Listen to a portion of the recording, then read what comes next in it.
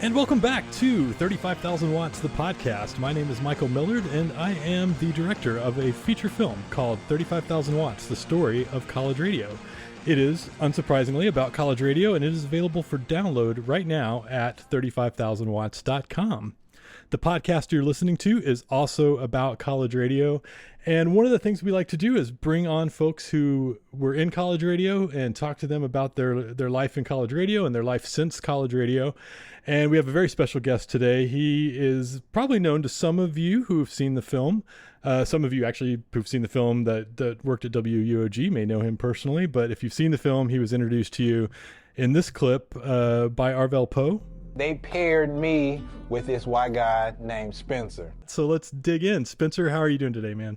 Oh, I'm great, man. I just love your film. I love your work. Just love how you incubate creativity and allow people to time travel and, celebrate this bottom-up spirit of nourishment. I'm just really glad to be here today. Thanks for joining us. It was an obvious thing that we had to talk to you after talking to Arvell for the film and for his podcast. I think you had a big influence on him.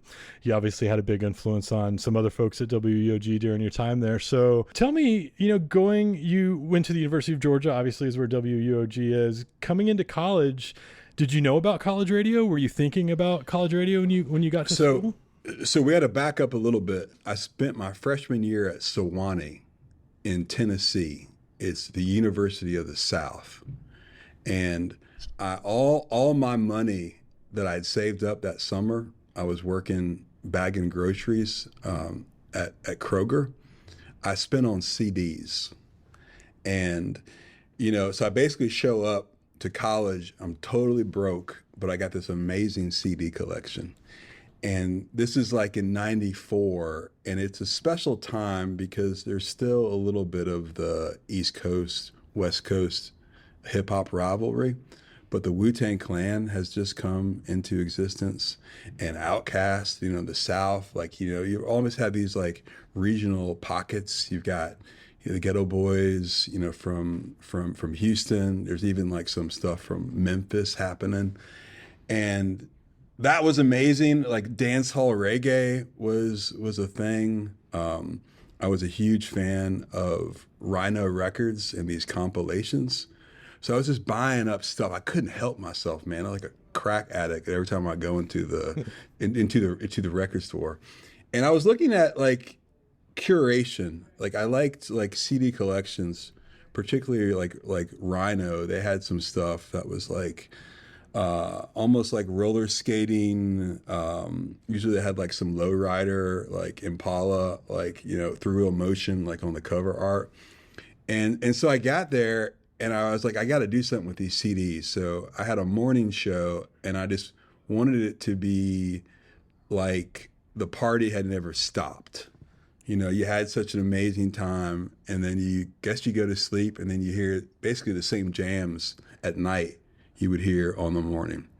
So I was there for a year, and I wanted more. Like I just wanted, there was like one place to listen to live music.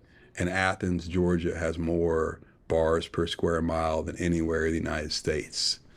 And so I'd go to Georgia. I had a little scholarship there. And yeah, it was WUOG, 90.5, 26,000 watts and almost as many choices. It had this legacy, this synergy with REM and B-52s and Pylon. And the people who worked there were also amazing. Like this was still, I think, yes, you can still have a career in radio, but like this is like before it became so homogenized. This is like before like Clear Channel's like takeover. And so there was a little more, I think, personality to it. I figured out a way how to jump the line and not have to do any training. And there was this show called Minority Matters, and it was a talk show, and they didn't have anybody on there. So we could start getting on the air immediately without any, and I figured, I had done this year at a different school. And also I was born on this interracial Christian commune in South Georgia. It's called Koinonia Farm. And its founder translated the Gospels from Aramaic into this modern Southern English. And it inspired Dr. King's I Have a Dream. It was the birthplace for Habitat for Humanity. So these these racial dialogue had always been like instilled into me. My dad's, he's an Episcopal minister, so his sermons were on it. And so I just wanted to like create this forum where we talk to people in a way that was like both fearless and also non-threatening, really to foster dialogue. So Arvell and I, we became like fast friends and good buds. And I remember one particular episode, there was a fraternity that had the Confederate flag, which was part of the Georgia state flag at that time. So it was basically the Georgia state flag. Maybe they would have the Confederate flag, but they also had cotton growing in their front yard, right? And then they would have like these like Old South balls. Like it was just seemed a little too much. And I should say, if you didn't grow up in the South, you don't realize how, I hate to say normal, but that kind of stuff wasn't super unusual even into the 80s and 90s in the South. And so we called up the president of the fraternity, and he was nice. We invited him on the air. He said, "Sure, I'd like to talk to you." And, you know, from his standpoint, they're from counties in South Georgia where cotton is huge. It's a huge part of their economy. And so for them, they were growing this as a way to, it's almost like a training ground, like you would maybe have tomatoes, or, you know, that was their intention. And it was good because we left this conversation with more understanding. We understood his intention was not to like glorify Gone with the Wind or, you know, this lost cause. But he also, I think he understood that to an outsider, it might look like that. So right. I don't think that I think they stopped growing cotton after our conversation. In my mind, there's not a lot of places besides college radio where a dialogue like that is likely going to happen. And I think it's really cool that it's college kids who I think sometimes get dismissed as being, you know, naive or uninterested or unwilling to kind of engage in those kind of things. I find it really fascinating that you guys were ready to kind of tackle that head on and say, you know what, we can use this platform. And we talk about this a lot in the film. This is a platform for more than just music. Like, obviously, we love playing music. We love sharing music. That's a big part of what you want to do when you go into college radio. Yeah, for sure. But you guys were finding other ways, and maybe perhaps, I think probably more important ways, really, to use that platform. And I think that's fascinating to do that at such a young age, because I don't think even me being in college radio and being a station manager at a station, I don't think I was quite there yet. I don't think I wasn't using the platform in that way. So it always is. I love that you guys were, and I love hearing the stories about how you use that platform to help kind of bridge those gaps. Oh, it was so much fun. It really was. And like Arvell said, the show ended up like attracting some of the brightest guys at the university. I was a little bit on the periphery. I wasn't in the black theatrical ensemble, obviously. But, you know, they were putting on some amazing plays. There was like a strong DJ scene. Obviously, Danger Mouse, his show. Once Arvell and we had a plan for coming up with a music show. I can tell you a little bit about that in a second. But yeah, the show, in a lot of ways, it just allowed us to jump the line because there was a need there. We said, okay, we're going to do this. We had an idea for it. And then boom, we were able to have our own show without having to do any of like the apprentice work. And that got us a little bit into trouble, but we would play like the Isley Brothers, or we would play Ice Cube. But our intention was to play the Isley Brothers with Ice Cube. It was like almost kind of like a Who sampled before Shazam or before the internet.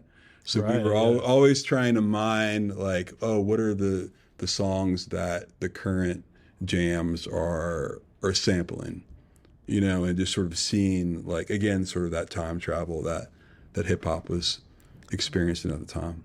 I love that idea. That's still a great idea for a show or a podcast, to go back and dive into the foundations of what was used later in hip hop in terms of sampling and that type of thing. And I also want to come back to, before we get too deep into music, if there's any college students or maybe high school students who are listening to the podcast or thinking about getting into this world, being willing to either do like an early shift or do a show no one else wants to do, or to come up with an idea that is not being done, is the best way to get yourself seen and get yourself on the air at most stations. I can't speak for every single station. Stations have different ways of how they fill their airtime, but having that kind of ambition and wherewithal to like put yourself out there and be like, hey, we want to do this show, or we want to, I'll take this shift, is a really good way to, like you said, skip the line, because a lot of times there is a long line to get a shift. So that's cool that you guys kind of figured that out early on.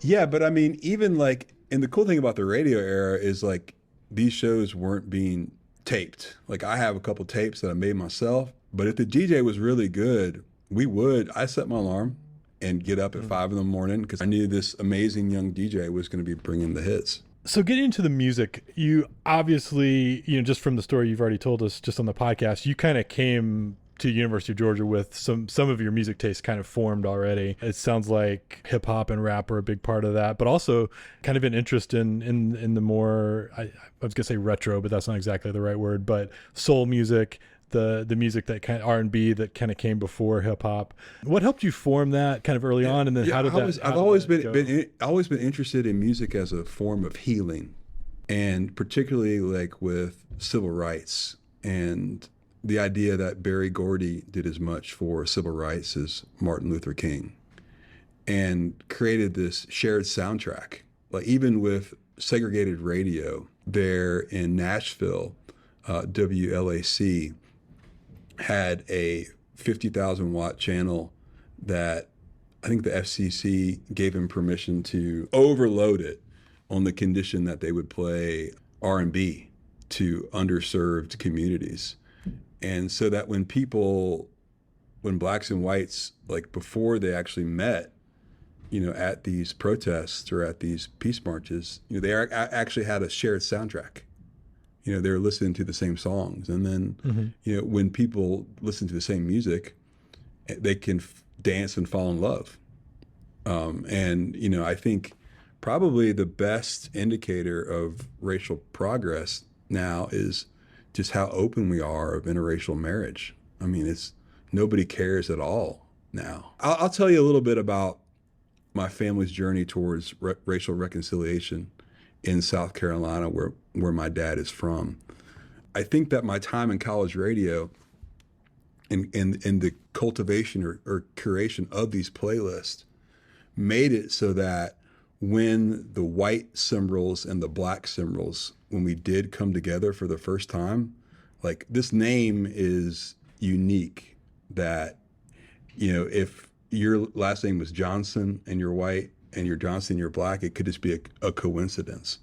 But clearly when I made this discovery inspired by Henry Louis Gates that my family had enslaved people in South Carolina, that these people testified against the Ku Klux Klan, that they led this migration back to Liberia, West Africa, that all these stories had been purged from my family's collective memory, but there was enough trace in there. And when I reached out to the black Simrills, telling them what I discovered, I felt a duty to, her name was Harriet Simrill, and she was the government star witness in this federal Reconstruction trial that essentially kicked the KKK out of South Carolina. Ulysses S. Grant suspended the writ of habeas corpus that allowed the Klansmen to be arrested. I felt like her witness and her bravery, I had to do something with this information. And so when I reached out to the black Simrills and we decided to meet, when we did get together, we played the music of Stax. We played Booker T and the MGs. We played Motown. We were playing, these songs of freedom that really allowed us to get together and get to know each other and live in the present, to connect in the present. And that all comes back from my time as a DJ in college radio.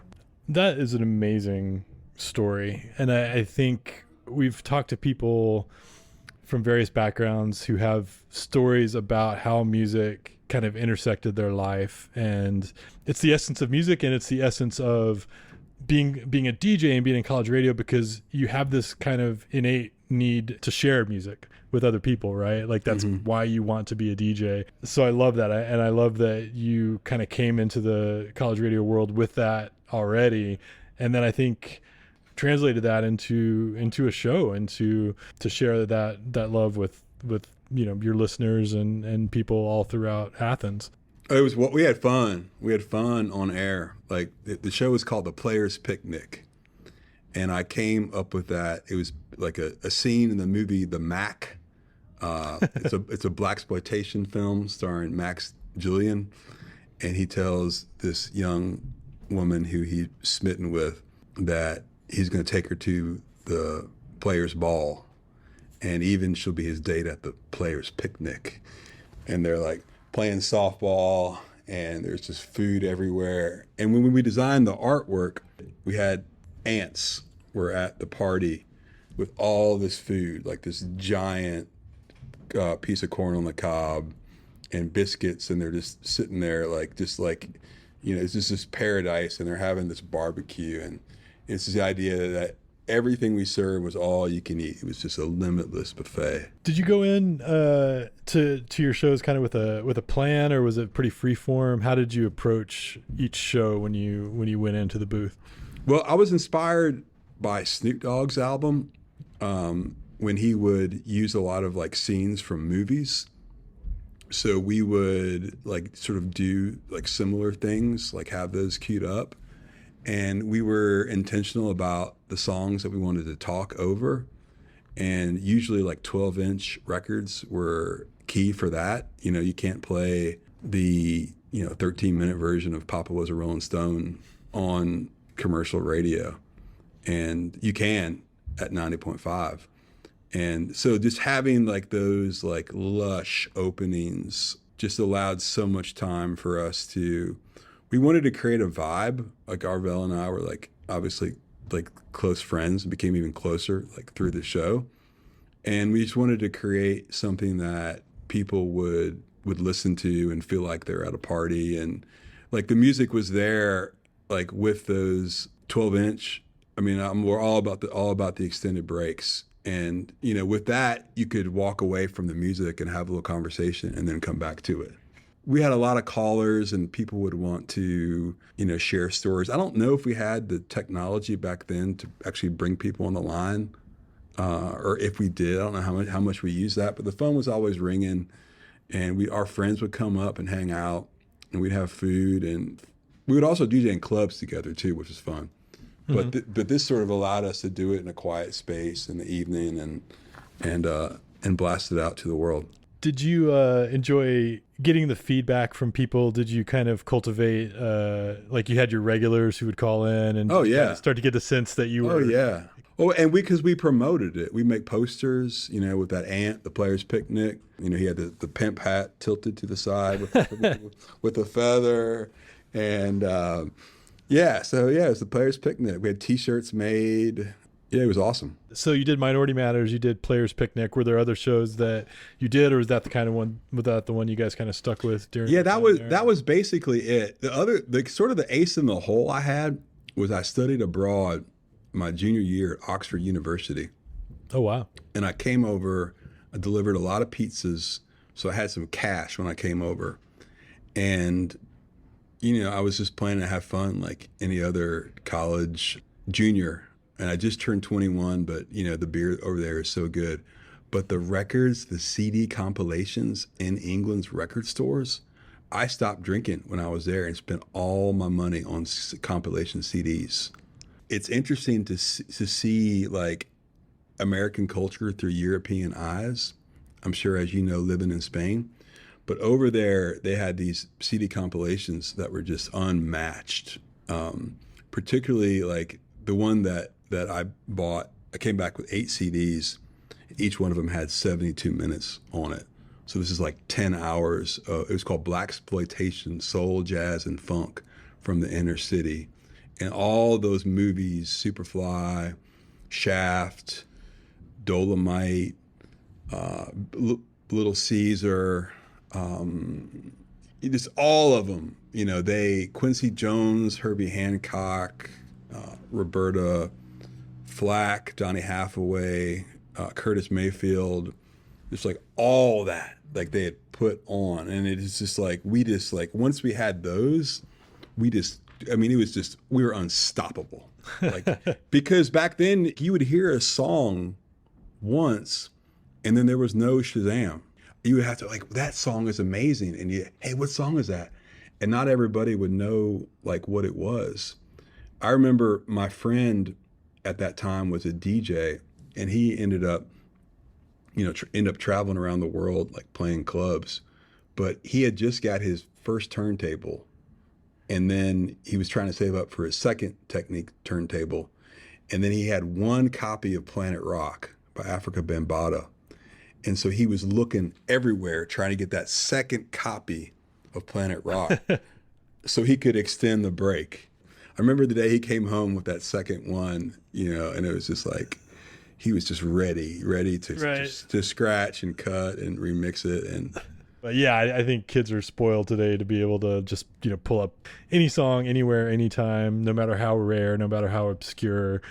Like you said, using Shazam to find a song. I mean, the days of going into a record store, I've been on both sides of this, going in a record store and then working in a record store and having people hum a melody to you and, to try to find that song. It just, Yeah, it was really incredible. Arvell, I told him what was up. And when I got back, we started planning that summer, just getting it ready. And the Players Picnic, after I ended up going to grad school, which I'm grateful for. A part of me wishes that I had more work in professional media. I've had some success as an independent filmmaker and a podcast producer, that I've sold now to corporate media. But I don't know. I think if you look back to the college radio time, is just the fact that there weren't rules, there weren't time restrictions, there wasn't that profit motive. It also encouraged me. I think Arvell told the story of how the Players Picnic ended up replacing the soul funk show that was already on there. And, I was I just wasn't totally satisfied with that show. And, I was in a little bit of a dilemma because I really liked the guy who was hosting it. And so I just tried to come up with an objective pitch on why what we were bringing, I didn't even say it could replace it. I was just this, this should be it. And they decided to, maybe he was tired. He was yeah, let's let these guys do it. Right. But yeah, just, showing it, like you said, if you have an idea with the right backing, your own initiative can be fruitful. And I think from that, some of the ideas that I've had, I made this documentary about Of Montreal. I went on tour with them in Europe for 2 weeks. Wow. And I just came up with that idea just on the spot to their manager. They needed somebody to sell T-shirts on their European tour. And the plane tickets were prohibitively expensive. And I was teaching at an art school over in Italy, and my little brother was going to come and participate in the program. And so I said, well, my brother and I have plane tickets to Europe. I had just bought two video cameras. Why don't you let me run these cameras? I was just teaching myself how to make films I didn't have any formal training. I was why don't you let me run the cameras, and my brother, he can sell the T-shirts. And what I was thinking was that he would also help me with the filming, kind of the Maisels brothers. But he realized that he could meet a lot more girls selling T-shirts at 21 than he could holding a video camera up in a club. And so, man, so I ended up getting all this stuff myself. I actually ended up getting a third camera. I had one camera on a tripod. I would fight in the pit for one position, and I have to find somebody who seemed trustworthy, maybe you. You got I think this guy might know what to do with the camera. Right.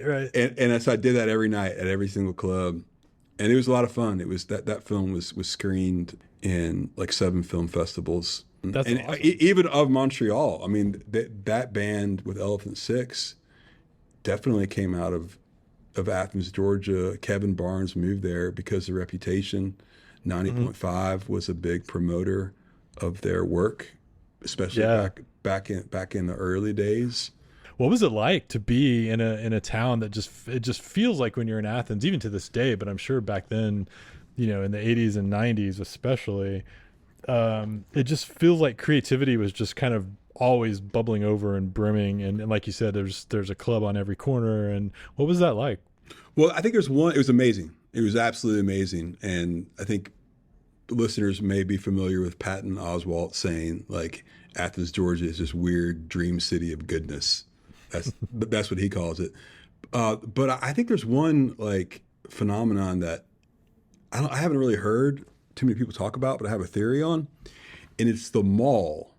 This mall is like your typical abandoned mall today. It's called Georgia Square Mall. But when it was built in the late 70s, all of the businesses downtown relocated out to on the outskirts of town, like 10 miles away. And so if you look at like archival video of Athens, there's a lot more like diversity in types of businesses than there are today. Because now it's just bars, restaurants, and like these like luxury apartment complexes. But back in the 40s, it was just the local economy was amazingly diverse. But then all the businesses left. So all the rent downtown was really, really, really cheap. And also the art school was in walking distance to downtown. Mm-hmm. So like Michael Stipe was an art major. A lot of those guys like Michael, from Pylon, like all those guys are like in the art school, and they're just, it's easy to walk downtown. All the businesses are cheap. And I remember like some places, it was almost like I didn't know if people were trying to make money. It's like they basically had this store downtown so they could hang out. Like, right. Like it didn't even really seem that there was really a profit motive at all. And those are always the best. Oh yeah. I mean, like Ort was hanging out all the time. I don't know if y'all listeners know Ort. He's featured in Athens, Georgia, Inside Out. He's this really eclectic guy who carried around this legal pad full of like obscure records that he was listening to and just like writing down and the history of them. And he would DJ on 90.5. I tried once to like recreate his playlist on Spotify, and he didn't have a single song that you could listen to. It was all like these like just deep cuts. And so he's there talking about it. And Paul Thomas of the X-Ray Cafe was there, and Michael Stipe is just hanging out. And people also would give these musicians like some space, like I used to make Michael Stipe's cappuccino when he came into Jittery Joe's, and I would like smile at him and, want him to feel comfortable. But, like he'd also come in there knowing that I'm not going to get in this business, so that was neat, is just seeing all these creative types, very bohemian. Like the rent was so cheap. Like when I got my PhD, my buddy said, hey, he had an extra bedroom in his house. It was $125 a month. This is back in 2004. So I didn't really even have to make that much money. I could work less and have more time. I don't know, like now as I get older, I don't see time and money as opposites. I see them more as complements. But back then, the living was so cheap that you could just have so much time to pursue creative interests, and which would inspired you, knowing if I know that Michael's doing it, then, I can do it as well. There's an element of ambition and like initiative that I think gets lost sometimes in stories like that too, where you have this idea of, it was like this artistic community and people were cranking out art and doing whatever, but that's rarely successful without the other side of that, which is the working hard, the working 2 jobs and then doing that, the wherewithal to put together a house party or to put together a show or to do, those things don't just happen. And I think sometimes that's another element of that recipe that we were talking about that maybe gets overlooked, is you can have all the other things, but if you don't have a group of people who have the ambition and the initiative to actually make those things happen, then it all would just fall flat, or it wouldn't happen at all. Again, it's amazing to see a town like Athens and just see how all of those things came into play and make it what it is. And you end up getting artists who would normally not play, a town as small as Athens, who go out of their way to play the 40 Watt Club or the Georgia Theater or whatever, just because they want to go there and play for those crowds. I just think it's just so cool. It's just such a great location. Think you should write a book based on college radio that's more spatially located, and I love your film. Everyone who's listening, you've probably have seen it or know of it, but I just think like maybe like something that was like in like almost like a case study here. Like I'm watching your film, I'm learning a little bit about what it's like in Lubbock. That would be, I think, a fun way for people to, like, I've been to Seattle a couple times, but I don't know anything about the college radio station there. One thing that drove me to make the film to begin with is that pre-internet, you have 500 to 600 stations, depending on exactly how you count them, in the US. And they're often operating inside of a bubble. Again, these days, kids are much better about connecting with each other and getting on, they put themselves on YouTube or TikTok or whatever. But even, from say even 2005 backwards, you often didn't know what other stations were doing, and you didn't connect with other kids who were in college radio. You didn't know what was kind of outside. So I knew what we were doing in Lubbock, and I felt like we were doing some really cool, unique, special stuff. And sometimes we were. But when I made the film, what was fascinating and just blew my mind was how similar our stories were to other people. Like, we were all kind of part of this bigger thing, but we didn't even know it, which is amazing to me that is even possible. But yet, the flip side to that is every station does have its unique story. They have the hurdles that they had to overcome to stay on the air. They have the story of the time the tornado knocked the radio tower down and they had to go do a fundraiser to put, you know what I mean? Like, there's all these different stories. And so we have talked a lot about, as we kind of extend 35,000 watts beyond the film, the podcast being the first part of that, of going and doing short films about different stations and telling their stories. Like you said, there are hundreds of those stories, and they're all very interesting to me.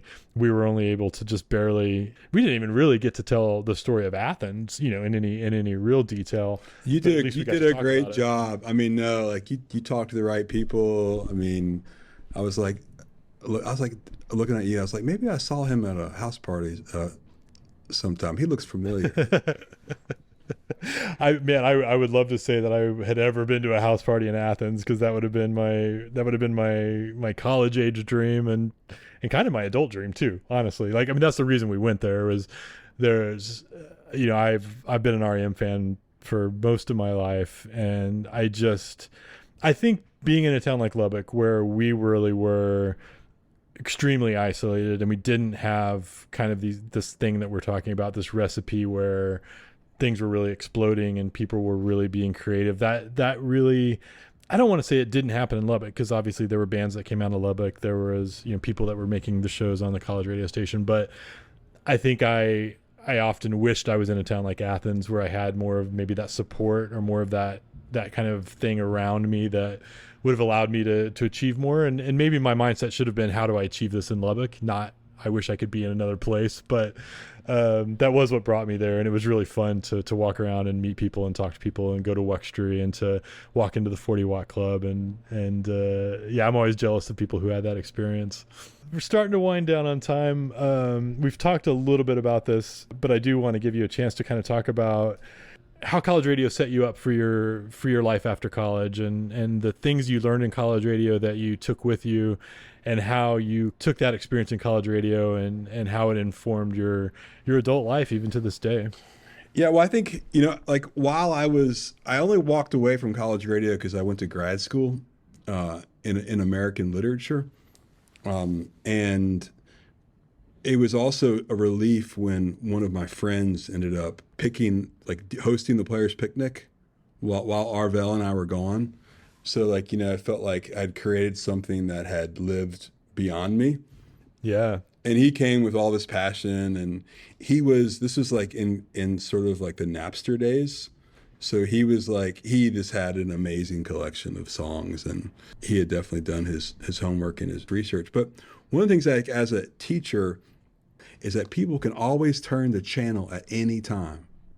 At any time, whatever it is you're doing, people can find another station, and maybe they even have it programmed to scan, so they're only going to be on you and your show for 10 seconds.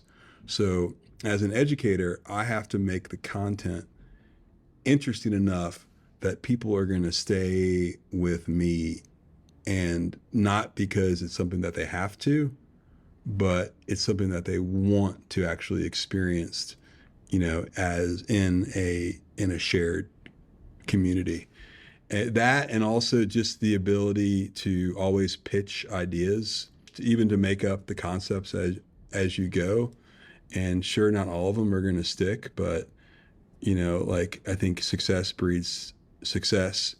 And definitely Minority Matters led to the Players Picnic, led to my PhD, led to my Of Montreal documentary, led to my Audible podcast, TED Talk. I'm not trying to give a resume here, but I do think that like it really was incubated in the presence of Arvell Poe and other people at WUOG 90.5. Some of my dearest friends today are from that radio station, and they're doing really cool things in media, like with like CNN, and we're still going to their bands. And I think some of the greatest music produced. I don't know if they'll ever be able to quit their day jobs, maybe, but we're all still chasing down a dream in some form or another. And I love teaching. I'm teaching at a boys' school right now. I'm teaching them the classics. We're just finishing up the Great Gatsby. We're going to go into Shakespeare next.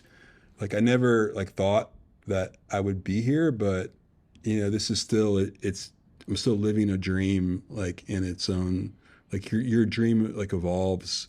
I love that you hit on two really important things about college radio that I hope aren't lost on people. One is, and I'm glad you kind of did give your resume, because it speaks to the fact that college radio isn't about just learning how to be a DJ, and it's not just about training you to work in radio. The skills you learn in college radio can be applied across a wide spectrum of things, whether it's media adjacent things, filmmaking, podcasting, but also educating, and other people that have just gone into the business world or whatever. And they're like, I didn't DJ after I left college radio, but I use those communication skills that I learned, or I use the ability to think on my feet, or like you said, I learned the ability to capture people's attention and hold their attention and find ways to communicate that way.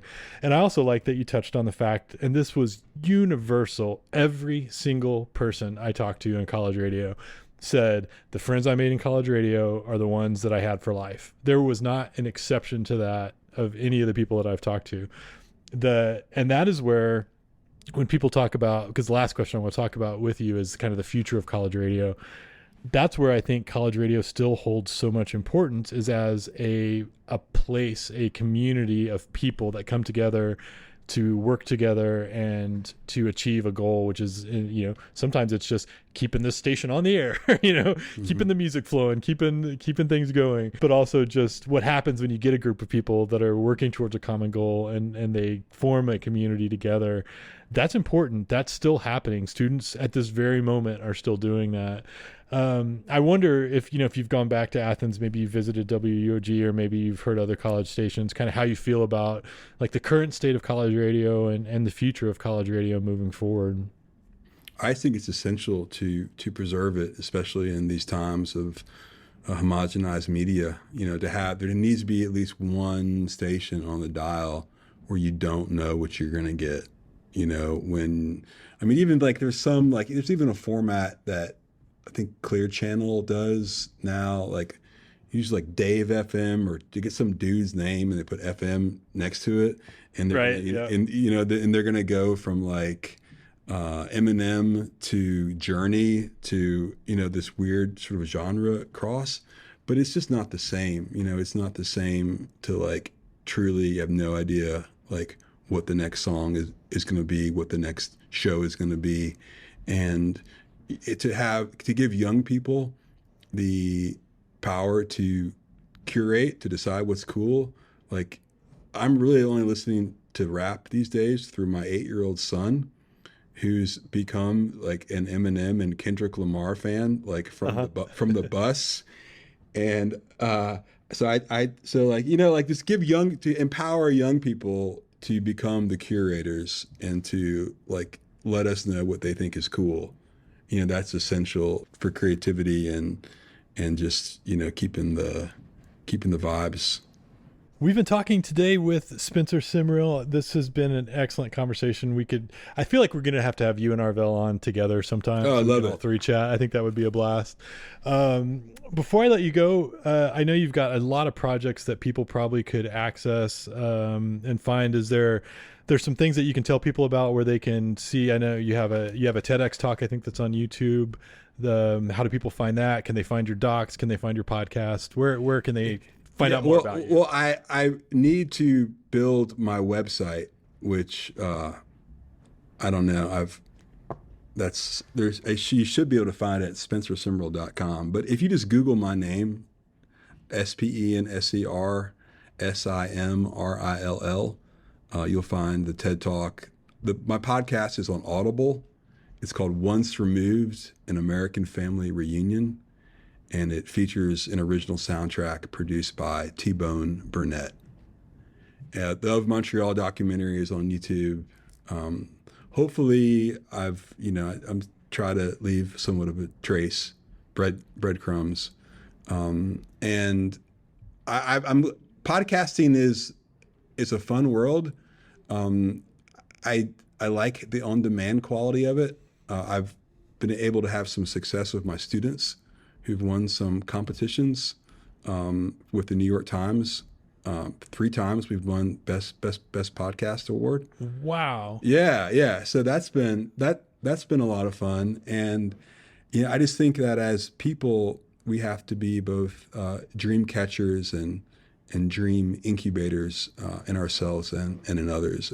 That's what we want. That is exactly what we want. And that was kind of the point of the film. If you haven't seen the film, I'll go ahead and mention it right now. It's 35,000 Watts, the story of college radio. It's available for download right now at 35000watts.com. And that was our goal, is if you don't know about college radio, you can learn a little bit about it. If you love college radio, it'll take you on a little bit of a journey through the history and some of the bands and music of college radio. And I personally lost touch with college radio for a while. I think a lot of people who maybe have, and it's important to remember there's stations that are probably in your town or your area that need your support, that need your help. Some of them under threat of having their license pulled or maybe being shut down. That's always kind of hanging over most stations' heads these days. So get involved, let your stations and let the colleges know that you love college radio.